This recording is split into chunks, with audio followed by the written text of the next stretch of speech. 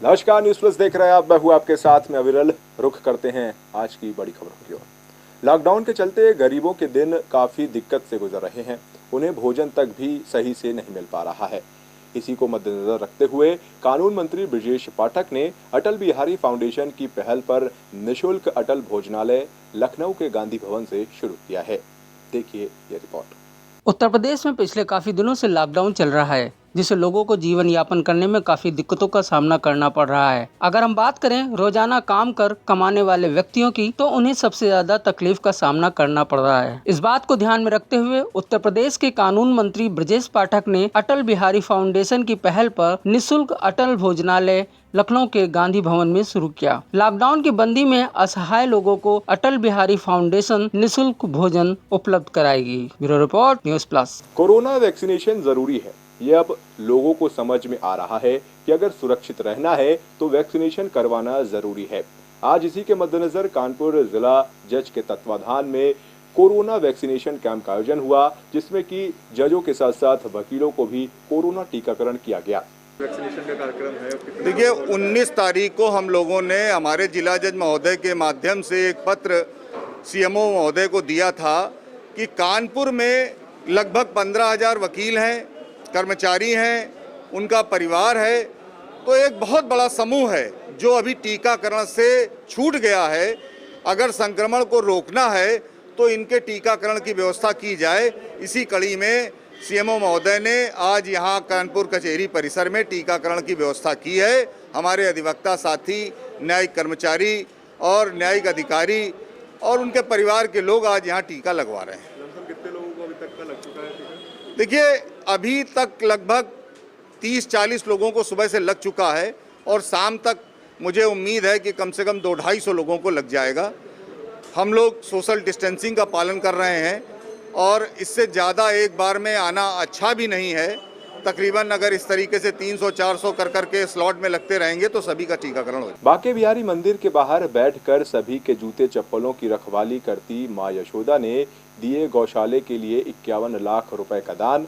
क्या है यशोदा जी की पूरी कहानी, देखिए हमारी इस खास रिपोर्ट में। एक समय में वो एक निराश्रित विधवा थी जो मथुरा की पावन भूमि में पहुंची और अपने को भगवान की सेवा में एक मंदिर के बाहर बैठ गईं और उन्होंने भगवान की सेवा में आने वाले भक्तों के जूते और चप्पलों को इकट्ठा करना शुरू कर दिया और एक एक पैसा इकट्ठा किया और एक दिन 61 लाख रुपए का भाग सजोया और 51 लाख रुपए गायों की सेवा में दे दिया, जिससे गायों के लिए एक गौशाला का निर्माण हो सके। उन्होंने एक धर्मशाला भी बनवाई। मथुरा में बांके बिहारी मंदिर के पार बैठती और भक्तों के जूते की रखवाली करती हैं। पिछले 40 वर्षों से भगवान कृष्ण के भक्तों की सेवा में जुटी यशोदा दासी एक ऐसा व्यक्तित्व है जिसे हम सभी को जानना चाहिए। मध्य प्रदेश के कांती गांव में जन्मी फूलमती यशोदा ने अपने जीवन के बारे में कोई स्याही नहीं डाली। उसकी शादी हो गई और कम उम्र में उसके बच्चे हो गए और 30 साल की उम्र तक उन्होंने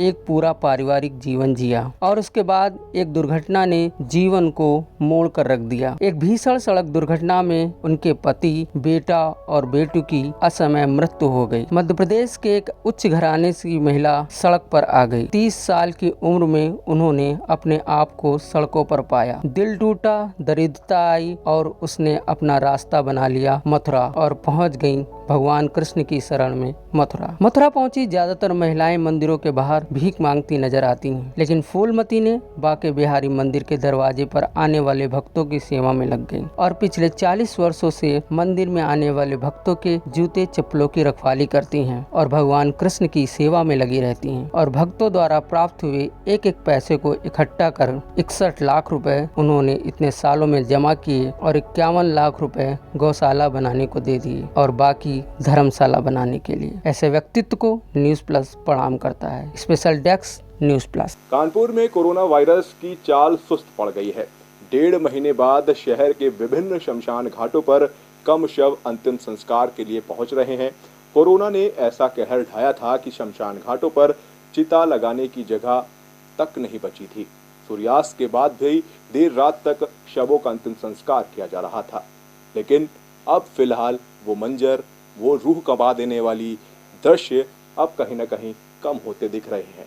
देखिए हमारी ये खास स्पेशल रिपोर्ट। कानपुर शहर में कोरोना संक्रमण से मरने वाले लोगों की संख्या में जो लगातार इजाफा हो रहा था, वो अब कम होता नजर आ रहा है। मरीजों की मृत्यु के आंकड़ों में न केवल ध्वस्त स्वास्थ्य व्यवस्था अपितु अस्पतालों में फैली अव्यवस्थाओं की भी पोल खोल कर रख दी थी। स्वजन की असामयिक मौत के आगे लोग बेबस नजर आ रहे थे। कानपुर महानगर के सभी शमशान घाट पर वर्तमान समय में शवों का अंबार अब कम नजर आ रहा है। वहीं रोते बिलखते स्वजन खुद को असहाय महसूस करते आज भी देखे जा रहे हैं। कोरोना वायरस की दूसरी लहर ने शहर से लेकर ग्रामीण क्षेत्रों तक जमकर कहर बरपाया है।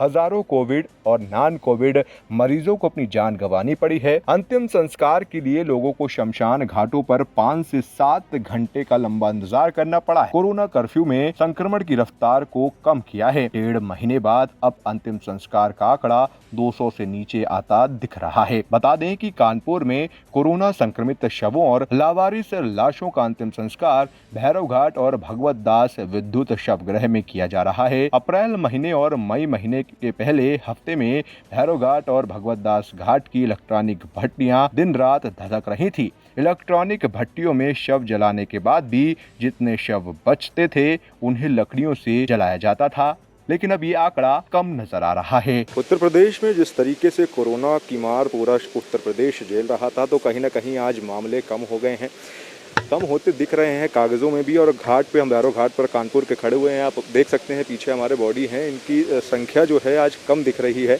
हमारे साथ में यहाँ पर मौजूद हैं। सर, किस तरीके से अब जो कोविड का दौर चल रहा है, मौतों का जो सिलसिला है थम गया है, कम हो रहा है, तो आप किस तरीके से देख रहे हैं, क्योंकि आप लगातार यहाँ पर सहयोग कर रहे हैं, कार्य कर रहे हैं? मुझे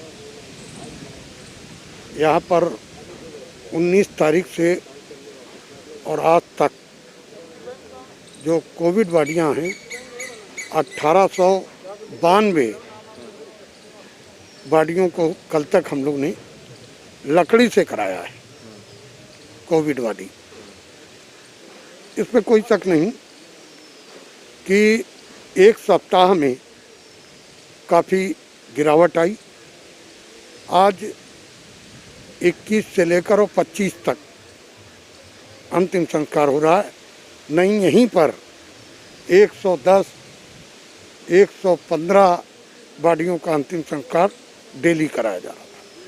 तो कहीं ना कहीं संख्या जो है अभी कम हुई है। हम लोगों ने तो अगले कार्यकाल का भी जितनी भी बॉडियाँ थी कोरोना काल की, उसका भी अंतिम संस्कार मेरे ही द्वारा कराया गया था। और करीब 14,000 लावारिस लाशों का 2008 से और आज तक अंतिम संस्कार कराया गया है।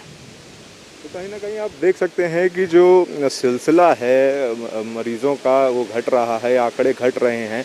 घाटों की अगर बात की जाए तो कानपुर के भैरव घाट में इस वक्त हम खड़े हुए हैं।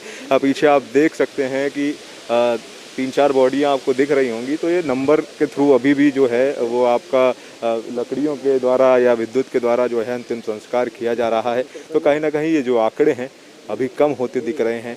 मौत के आंकड़े, मौत की जो त्रासदी जो घाटों पर लगातार दिख रही थी, वो कम होती दिखाई दे रही है। तो जिस तरीके से लगातार मौतों का आंकड़ा जो है वो कोविड का कम हो रहा है, हमारे पीछे आप देख सकते हैं भैरव घाट में हम खड़े हुए हैं, चिताएं लगातार जल रही हैं। एक समय ये था कि यहाँ पर चिताओं को जलाने के लिए भी जगह नहीं हुआ करती थी, लेकिन कहीं ना कहीं ऊपर वाले का ये करम है, सारी चीज़ें हैं कि संख्याओं में लगातार मौतों के आंकड़ों में कमी आई है। लेकिन न्यूज़ प्लस लगातार आपसे यही अपील करता है कि अभी भी सजग रहने की ज़रूरत है, सतर्क रहने की ज़रूरत है, क्योंकि ये स्थिति दोबारा से ऐसे ना पैदा हो। जिस तरीके की भयावह स्थिति को हम लोग देख कर आए हैं, जिस मंजर को देख कर रूहें कांप जाती हैं, वो मंजर दोबारा से ना दोहराए। तो इसीलिए मास्क लगाएं, ज़रूरत हो तभी घर से बाहर निकलें, पूरी सतर्कता को उसी तरीके से बरतें जिस तरीके से हम पहले बरत रहे थे। सावधानी रखें, वरना दुर्घटना फिर से दोबारा घट सकती है। कैमरा पर्सन वीरेंद्र सिंह के साथ अविरल गुप्ता, न्यूज़ प्लस कानपुर। फिलहाल आज के लिए इतना ही। देखते रहिए न्यूज़ प्लस। नमस्कार।